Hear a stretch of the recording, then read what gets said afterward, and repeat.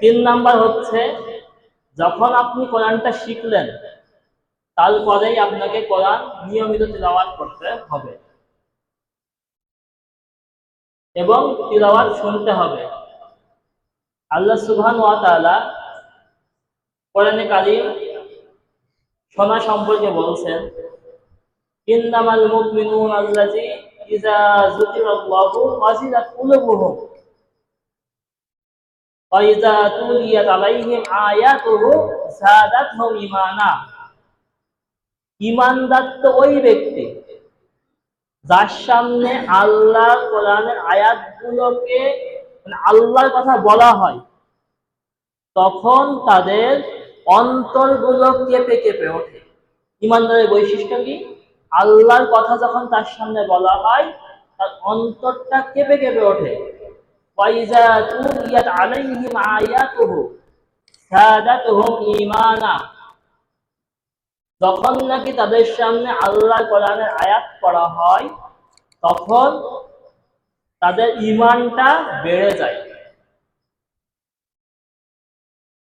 তাহলে কোরআন শুনলে কি হয়?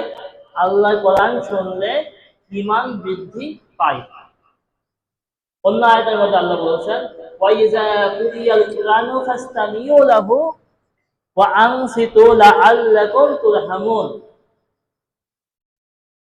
যখন নাকি তোমাদের সামনে কোরআন তিলাওয়াত করা হয়, তখন তোমরা চুপ থাকো এবং মনোযোগ দিয়ে শ্রবণ করো, যাতে করে যেন তোমাদের উপরে আল্লাহ রহমত করা হয়। তো কোরআনের কালিমের তিলাওয়াত শুনতে হবে।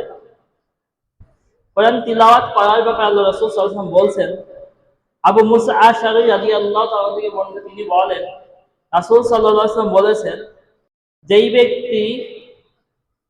যে ব্যক্তি ঈমানদার কোরআন তিলাওয়াত করে, তার উদাহরণ দিতে গিয়ে আল্লাহ রাসূল সাল্লাল্লাহু আলাইহি ওয়াসাল্লাম বলছেন, ওই ব্যক্তি হচ্ছে লেবুর মতো। আল্লাহ রাসূল নিজেই ব্যাখ্যা করছেন যে লেবু এমন একটা ফল যার বাইরে থেকে সুগন্ধ ছড়ায় এবং ভিতরেও তার স্বাদ মিষ্টি। আল্লাহ রাসূল এটা বোঝালেন যে ঈমানদার ব্যক্তি যে কোরআন পড়ে, সে এমন যার ঈমানের কারণে তার ভিতরে স্বাদ তৈরি হয়েছে এবং সে যেহেতু কোরআন তিলাওয়াত করে, তার জন্য তার বাইরে থেকে সুগন্ধি ছড়ায়। এটা ঈমানদারের বৈশিষ্ট্য যে কোরআন পড়ে। আর এক ব্যক্তি সম্পর্কে আল্লাহ রাসূল বলছেন যে ঈমানদার কিন্তু কোরআন তিলাওয়াত করে না, তার ব্যাপারে আল্লাহ রাসূল বলছেন, ওই ব্যক্তি হচ্ছে খেজুরের মতো। কিসের মতো? খেজুরের মতো। আল্লাহ রাসূল বলছেন, খেজুর এমন জিনিস যার মিষ্টি স্বাদ রয়েছে কিন্তু তার কোনো সুগন্ধ নেই। তারপর আল্লাহ রাসূল বলছেন, যে ব্যক্তি ফাসিক পাপী ব্যক্তি কিন্তু সে কোরআন পড়ে, তার উদাহরণ দিতে গিয়ে আল্লাহ রাসূল বলছেন, সে হচ্ছে রায়্যান নামক একটি লতার মতো। এই লতার তো সুগন্ধি আছে কিন্তু খেতে খুবই তেতো। তার যে সুগন্ধটা ছড়িয়েছে কিসের জন্য? কোরআনের কারণে। আল্লাহ রাসূল বলছেন, রায়্যান নামক লতা যেটা সুগন্ধিযুক্ত, সুগন্ধ ছড়ায় কিন্তু তার স্বাদ তেতো। আবার ফাসিকের ব্যাপারে আল্লাহ রাসূল বলছেন, যে ব্যক্তি ফাসিক কিন্তু ফাসিক আবার কোরআন পড়ে না, আল্লাহ রাসূল তার ব্যাপারে বলছেন, ওই ব্যক্তি হচ্ছে মাকাল ফলের মতো, যা দেখতে বিশ্রী, যার কোনো সুগন্ধ নেই এবং খেতেও তেতো। তাহলে বুঝুন, আল্লাহ রাসূল চারটি উদাহরণ দিলেন। যে ব্যক্তি ঈমানের সঙ্গে কোরআন পড়ে, তাকে আল্লাহ রাসূল এই হাদিস দ্বারা লেবুর সাথে তুলনা করে সর্বোত্তম ব্যক্তি হিসেবে পরিচয় করিয়ে দিলেন। কোরআন যদি কেউ তিলাওয়াত করে, তার অধিক পরিমাণে নেকি হয়। আল্লাহ রাসূল সাল্লাল্লাহু আলাইহি ওয়াসাল্লাম বলছেন, মান ক্বারাআ হারফান মিন কিতাবিল্লাহ ফালাহ বি হাসানা। ওয়াল হাসানা বিহি আশরিন। আল্লাহ রাসূল বলছেন, যে ব্যক্তি আল্লাহর কিতাব থেকে একটি মাত্র হরফ তিলাওয়াত করবে, আল্লাহ তাকে এক নেকি দান করবেন। তারপর আল্লাহ রাসূল বলছেন, ওয়াল আশারাবি ওয়াল হাসানা বিহি আশরিন, যেই নেকি 10 গুণ পরিমাণ। তারপর আল্লাহ রাসূল বলছেন, মা আমসালিহা, আমি এ কথা বলছি না আলিফ লাম মিম হরফ, আমি এ কথা বলছি না যে আলিফ লাম মিম একটি হরফ, আমি বলছি আলিফুন হরফুন ও লামুন হরফুন ও মিমুন হরফুন, যে আলিফ একটি হরফ, লাম একটি হরফ এবং মিম একটি হরফ। তার মানে আল্লাহ রাসূল বোঝালেন যে প্রত্যেকটা সিঙ্গেল যে হরফ আলিফ বা তা সা, প্রত্যেকটার জন্য আলাদা আলাদা 10টি নেকি রয়েছে। সুবহানাল্লাহি ওয়া বিহামদিহি। আরেকটি হাদিসের মধ্যে আল্লাহ রাসূল বলছেন, উকবা ইবনে আমির রাদিয়াল্লাহু আনহু বলেন, রাসূল সাল্লাল্লাহু আলাইহি ওয়াসাল্লাম আমাদের একদিন বলছেন, তোমাদের মধ্যে কেউ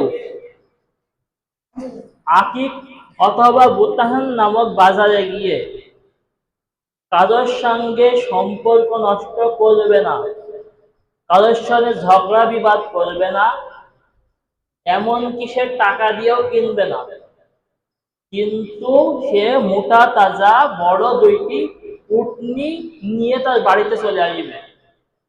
এটা কি তোমরা কেউ পছন্দ করো? আচ্ছা, আমাদেরকে যদি বলা হয় আমাদের আশেপাশে যেসব গরুর হাট গুলো বসে, ওখানে গিয়ে টাকা দিয়ে কিনবো না, জোর করে কারোর কাছে ছিনিয়ে নেব না, আবার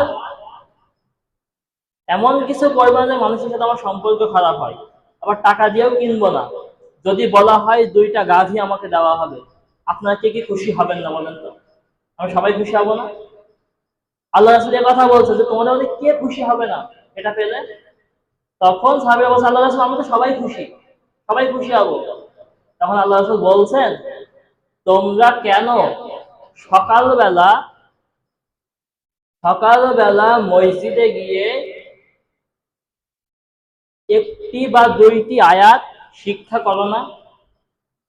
যদি তুমি একটি বা 2টি আয়াত মসজিদে গিয়ে শিক্ষা করো, ওই উটনির থেকে, ওই সম্পদের থেকে তোমার জন্য বেশি উপকারী হবে। সুবহানাল্লাহ। শুধু কি তাই? শুধু কি এত নেকি হবে এটাই? আল্লাহ রাসূল সাল্লাল্লাহু আলাইহি ওয়াসাল্লাম বলছেন, কিয়ামতের মাঠে এই কোরআন তার তিলাওয়াতকারীর জন্য সুপারিশকারী হবে।